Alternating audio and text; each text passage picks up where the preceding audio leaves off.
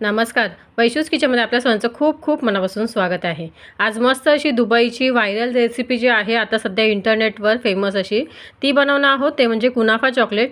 त्यासाठी आणि घरच्या घरी अगदी साध्या सिंपल साहित्यात जे आपले हाताखाली जे असतील ना त्या साहित्यामध्ये आपण बनवणार आहोत।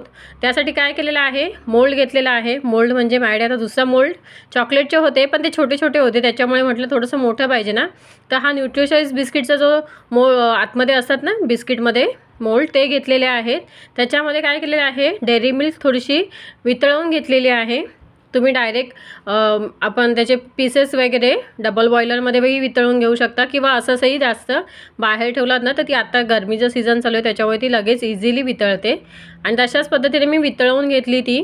त्यानंतर थोडीशी कट केलेली आहे आणि मोल्डमध्ये टाकून घेतलेले आहे। थोडंसं त्याची एक लेयर लावायची आहे, जास्त जाड अशी लेयर लावायची नाही आहे, थोडीशी पातळ थीन अशीच लेयर लावायची आहे। त्याच्यामुळे ती थोडंसं मी चमच्या साहाय्याने व्यवस्थित जेवढं आपल्याला पाहिजे ना त्या हिशोबाने पसरवून घेते।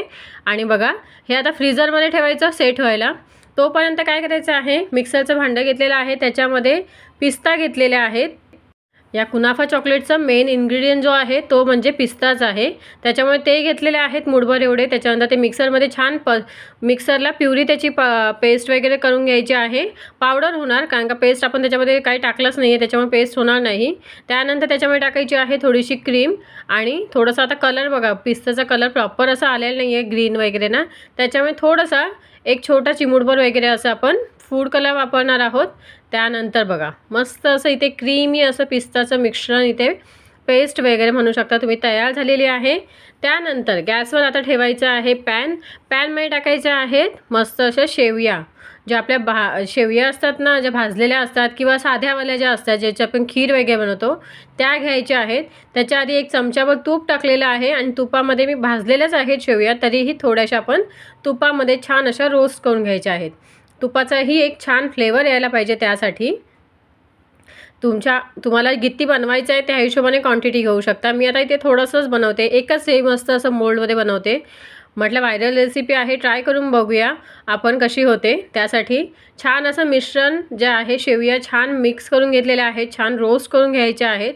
मस्त असं त्यांचा कलर थोडासा चेंज होईपर्यंत आपण त्यांना रोस्ट करून घ्यायचं आहे।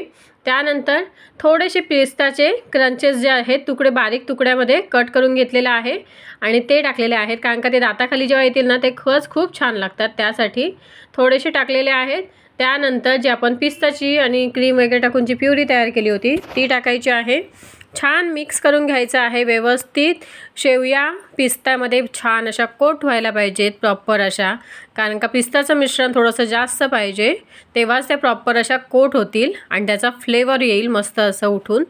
आणि इथे बघा छान मिक्स झालेलं आहे। तोपर्यंत आपलं चॉकलेटही सेट होतं, जास्त वेळ लागत नाही कारण का आपण एक पातळ अशी लेअर लावलेली आहे ना, त्याच्यामुळे मस्त असं सेट होऊन जातं। आता हा आपण सेट झालेला बघा छान असं सेट झालेलं आहे ना, त्याच्यामध्ये आता हे जे मिश्रण आहे आपण शेवया आणि पिस्ताचं ते टाकायचं आहे। बरोबर प्रॉपर मधोमध असं ठेवायचं आहे। आता इथे मी मस्त व्यवस्थित ठेवते। कलर मस्त पिस्ताचा, थोडासा फूड कलर वगैरे टाकल्यानंतर ना छान असा कलर आलेला आहे आणि दिसतोय किती सुंदर ना।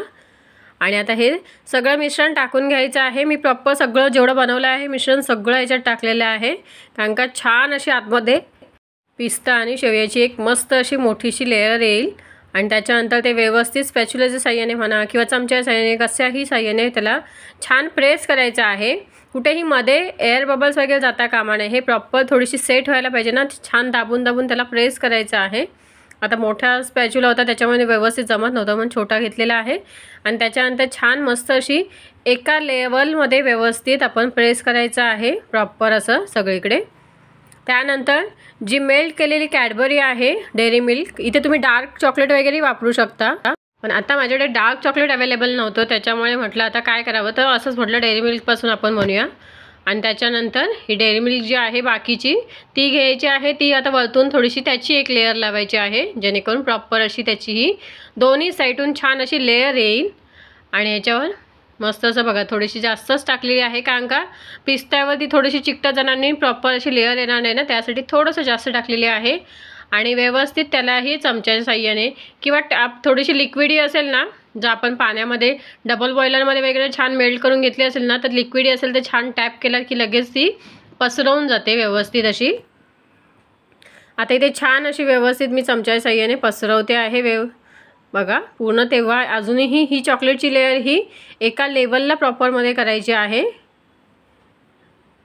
जसं दाखवलंय तशा पद्धतीने। आणि इथे कोणताही मोल्ड नसेल तर तुम्ही नक्कीच वाटीमध्ये वगैरेही बनवू शकता, असं काही नाही की कोणत्या मोल्डचीच गरज आहे। थोडंसं टॅप करायचं आहे, पुन्हा फ्रीझरमध्ये ठेवायचं आहे। अगदी अर्ध्या एका तासामध्ये छान असं सेट होतं हे। आणि इथे मस्त अशी लेयर आता बघा तुम्हाला दाखवते खोलून, इथे फ्रीझरमध्ये काढून झाल्यानंतर काय छान दिसतोय ना। थोडंसं मोल्ड कट करून घेतलेलं आहे कापून, आणि त्याच्यानंतर थोडंसं एक साईडने व्यवस्थित सेट झालं नाही त्याच्यामुळे ते त्याला चिपकलं, पण काहीच प्रॉब्लेम नाही। खायला खरंच खूप डिलिशियस होतं, खूप टेस्टी लागतं, तुम्ही नक्की ट्राय करून बघा। आणि ते तुम्हाला मस्त कटही करून दाखवते। आतली पिस्ताची लेयर मस्त अशी भरपूर अशी आहे, त्याच्यामुळे बघा इतकं सुंदर दिसतंय ना, आणि खायला खरंच खूप डिलिशियस आहे, खूप टेस्टी आहे, तुम्ही नक्की ट्राय करा। बघा त्याचा फायनल लुक किती भारी आलेला आहे, एकच नंबर। आणि घरच्या जुगाडपासून आपण नक्कीच अशा पद्धतीने खरंच व्हायरल रेसिपी ही ट्राय करू शकतो। आणि कसा वाटला मग आजचा हा व्हिडिओ, आजची ही रेसिपी आय होप तुम्हाला आवडली असेल। व्हिडिओ आवडल्यास माझ्या व्हिडिओला लाईक, शेअर आणि सबस्क्राईब करायला विसरू नका। अशाच रेसिपी घेऊन पुन्हा भेटूया आपण, तोपर्यंत बाय बाय।